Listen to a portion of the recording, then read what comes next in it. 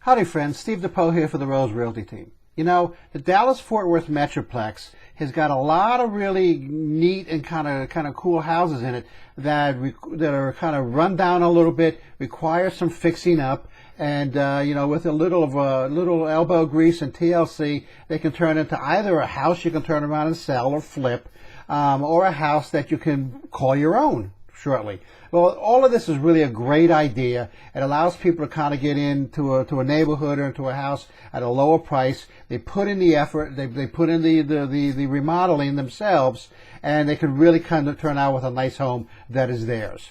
But there are a couple of warning signs or a couple of things we have to watch out for when we look at some of these homes. So first is most of these homes are sold as is condition. That means if there's a crack in the wall, for example, the owner isn't going to come in and fix it. There's a possibility the owner isn't even around anymore, and you know, has moved on, and so you're either buying this maybe from the city or the county or maybe an estate. Okay, and they're not going to fix the crack on the wall up.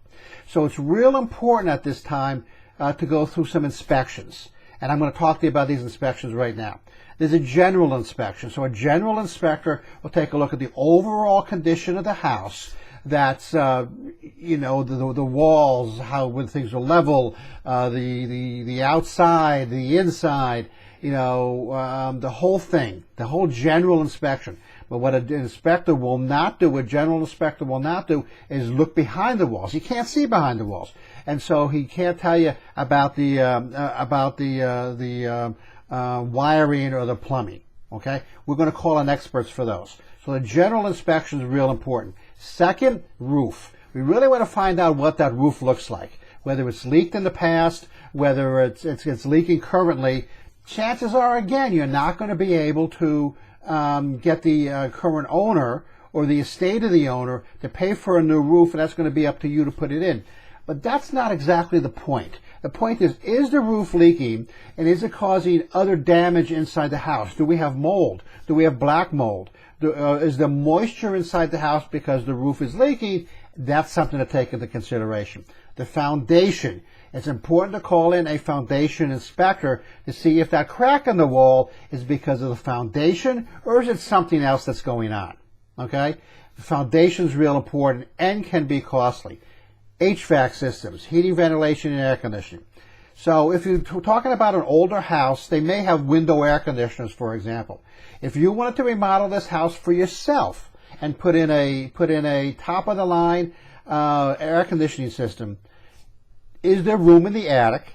Is there room in the attic with duct work in the air conditioning system to be installed? An HVAC, a good qualified HVAC inspector or company can tell you whether it is or it isn't. The plumbing. It's important to check out the plumbing.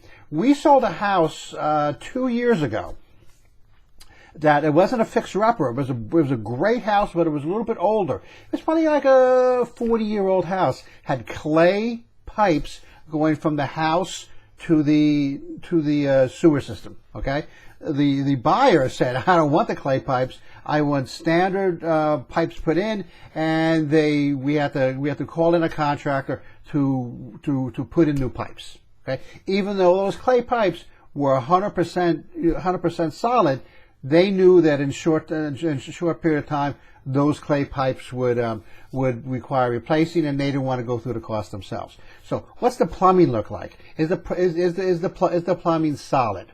What's the wiring look like? Is it up-to-date standard standard wiring, or is it old style like knob and tube wiring that an inspector will not pass, and you have to replace that anyway? And maybe one of the more difficult things to come to grips with is the floor plan. So we all want to like an open concept, but does the floor plan allow you to do that? Or is it boxed off with a lot of halls, and because of the and because of the load-bearing walls and the way the house was designed, you're not able to knock down 2 or 3 walls to open up the living room, the kitchen into the living room or the family room. So the floor plan's real important too, because that's something you're not likely going to be able to change anytime soon. All these other things, the plumbing, the electrical, the roof, you can change. It'll just cost you money, right, and time.